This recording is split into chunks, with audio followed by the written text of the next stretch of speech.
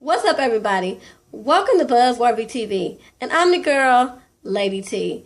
Y'all, when I tell you I'm so glad that the semester is over, and I've been out of school 2 days and have been loving it. So glad that the semester is over. But anyway, tonight we are talking about Real Housewives of Atlanta. So let's get into it.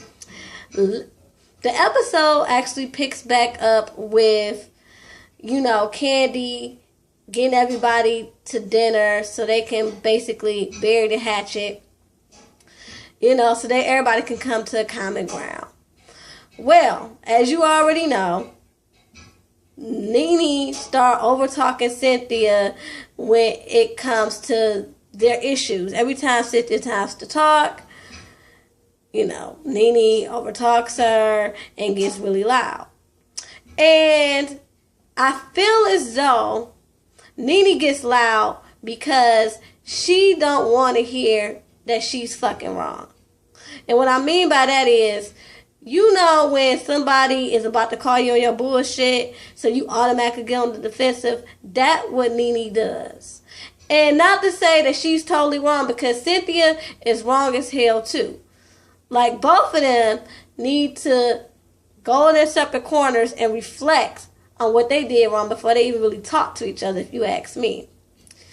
But I feel like that's what Nene does as far as why she overtalks people. When someone's about to call on her bullshit, she can't take it, so she got to get loud.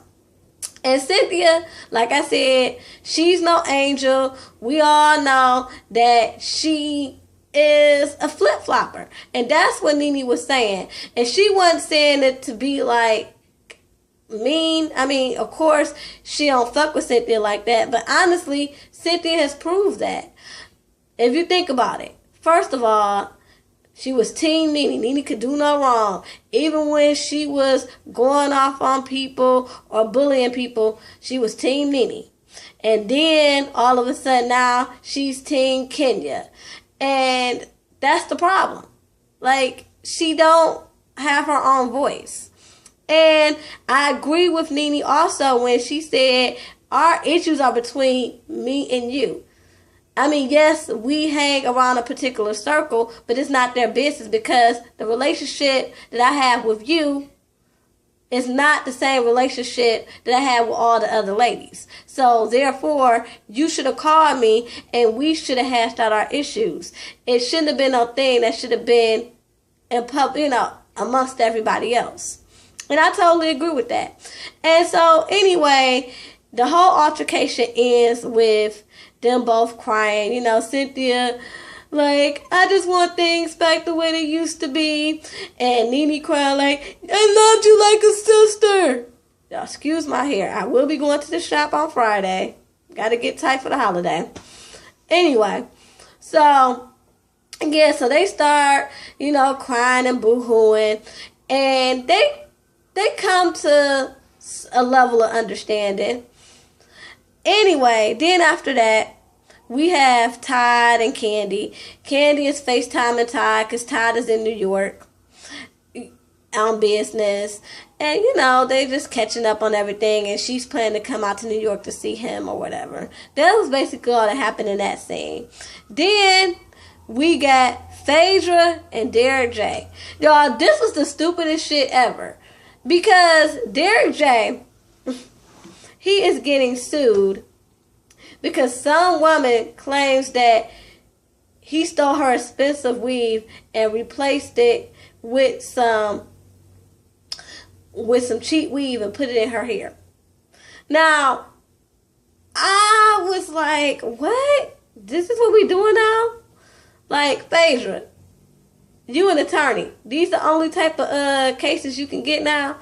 Has your ability to be a lawyer become so watered down that you taking these penny ante stupid cases? Like, I didn't get it. Like, Phaedra, I remember back in the day, before you became this reality star, you were a top-notch attorney. Like, they were calling you the female Johnny Cochran. Like, you was doing shit. Like, y'all better check Phaedra Parks' resume on some for real shit. So it just befuddles me that since she's got on reality TV, she losing cases. She taking these stupid cases like, still people accusing people of stealing weed.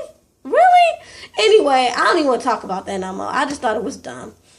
Anyway, then we got the bitch fest.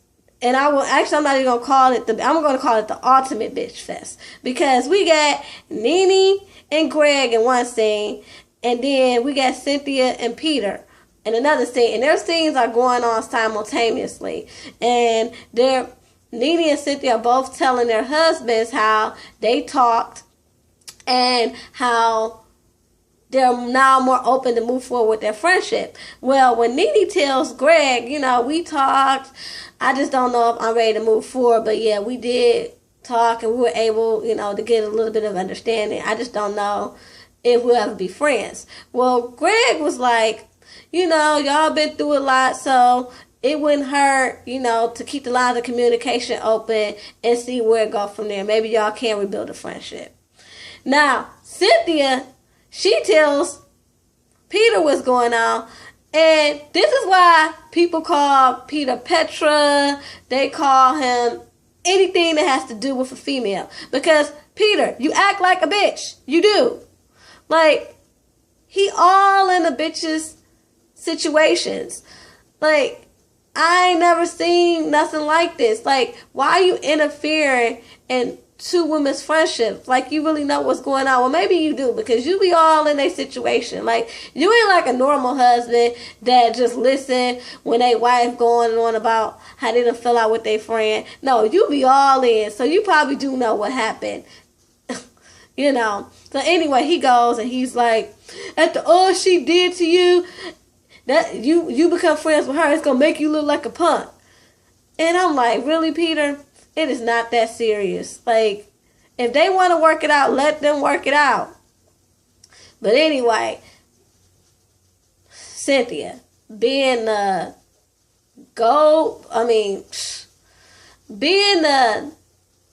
how do I want to say this? Basically, I can't say nothing, but she a follower. So being the follower that she is, now she's kind of second guessing rekindling her friendship with Nene, because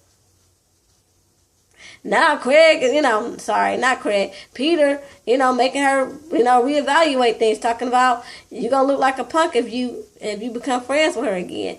And I'm like, Cynthia, don't you got a backbone? Y'all was cool, y'all was making progress, and now because Peter put his 2 cents in, now you want to change your mind. That's why people think that you go wherever the wind blows. You proving everybody right, not just Nene, because ain't just Nene who said this shit. So why you getting offended when she say that you a fair weather friend and all that? Everybody has said it, and you demonstrate it all the time. So anyway, then we move to Todd and Candy. Candy has finally made it to New York, so her and Todd, they enjoy New York. Todd showing her around and everything's good. Then Cynthia is also in New York because she's preparing for a fashion show. A friend of hers who's a fashion designer, he wants her to not only walk, but he tells her he wants her to close out the show. And at first she's really excited, but then she starts to think about, wow, maybe I can't do this because, everybody was talking about her ass, how it's big, and then, they was also talking about how, she's a little older than the average model. So she starts getting a little hesitant. And then right after that, Todd, Candy, Peter, and Cynthia, they all meet up in this restaurant in New York. And they sitting up there talking. And Peter brings up to Todd, how's everything going with Mama Joyce? And, Candy's like, everything's getting better. They starting to get along. And Peter also asks, has your mom been back to Atlanta since the wedding? Todd takes this opportunity to say no because, she not really feeling Mama Joyce because Mama Joyce called her, a prostitute. And she really upset about that. So she keeps her distance. And Peter's like, well, that's how Mama Joyce talk. And Candy, with her stupid self, she like, yeah, that's how old women talk. Old people, they get in their ways where they just say stuff, and that's just how it is. They get to a certain age where basically they can just say what they want. And Candy, this is where I have a problem with you. I have a problem with you because you don't never check your mama. You never check her. And this is going to be a problem. And I'm going to get to that in a minute. And I'm going to tell you why it's about to be a problem. So anyway, we move on to the fashion show. Candy and Todd, they go to the fashion show. And Cynthia, like I said, she's nervous. But she gets over her nerves and she kills the runway. And like I said, I'm very much here for Cynthia. When I first saw her on the show, I was like, wow, she a model. And not that she wasn't pretty, but when she first got on the show, you could tell she was very stressed about her finances because she always looked tired. So you could tell she was stressed out about finances, about upcoming wedding. So yeah, now, the Real Housewives of Atlanta checks start clearing and she giving it to us. She definitely giving us Model T's and I'm here for it. So anyway, we get to the end of the show and it ends with Candy and Todd meeting up with Miss Sharon. God rest her soul, y'all. And, Todd asked her, hey, you ready to come, to Atlanta? She like, nah, it's too stuffy over there. And he like, how is it too stuffy? He was like, she was like, Joyce. And, she goes into say, yeah, Candy, you lied. You gonna say you didn't know that she called me a prostitute, but you knew. And you should have said something. And Candy is like, look, I'm just tired of, all this drama. Can we just get along? Can we just move forward? And Candy, no, we cannot move. No, y'all cannot move forward. Because like Ty said, you always sweeping stuff under the rug and you refuse to check your mama. You refuse to acknowledge the situation at hand, which is your mama is out of control. Period. Point blank in the end. And, what else I don't like is that, Miss Joyce is like, I don't understand what her problem is. She keeps disrespecting me and I don't like it, and next thing you know, I'm a sue her. She keep talking, I'm gonna have to sue her. Well, Candy, she started rolling her eyes and stuff like that, and here's the thing, Candy, I know that's your mama and you're supposed to respect your mama. Excuse me, y'all, let me check the time. Okay, don't want to run out of time here. So you're supposed to be there for your mama, but you also need to know when to lovingly check your mama and let her know that she is wrong. And in this case, she is dead wrong. And then, I don't know what Miss Sharon said, but Candy gets in her confessional. She's like, is she trying to check me? And here's the thing, Candy, you rolling your eyes and you defending your mama, but you need to be aware that you're going to lose your marriage. You're going to lose your marriage because at the end of the day, your mama is out of control and you're not doing nothing about it, and that's going to make Todd resent you. Especially now that, I hate to say this, now that Miss Sharon is gone, he really going to resent you taking up for your mama because your mama already been on some bullshit, and all that's going to make him do is just think about how she treated treated his mother. So be prepared for that, because if you don't check her, your marriage is gonna go downhill. You're gonna sit up there and lose a good man. Because I do honestly think Todd loves you, but you're gonna end up letting Miss Joyce come between y'all, and all this foolishness really needs to stop. Because it is no reason why you can't sit her down and say, look, if you want to be a part of my life, you need to calm that junk down. You ain't got to disown her, because Todd didn't even tell you to disown her. But you got to put that in check. Because, like I said, especially now that especially now that Miss Sharon has passed, you think he ain't going to think about all the stuff that Mama Joyce said about his mama, and you think the next time she get up in his face or have an attitude, he ain't gonna be ready to go on 10. And if you don't correct her, it's gonna be a problem within y'all marriage, and it don't have to be like that. Well, anyway, y'all, that was the episode. Till next time, peace and love.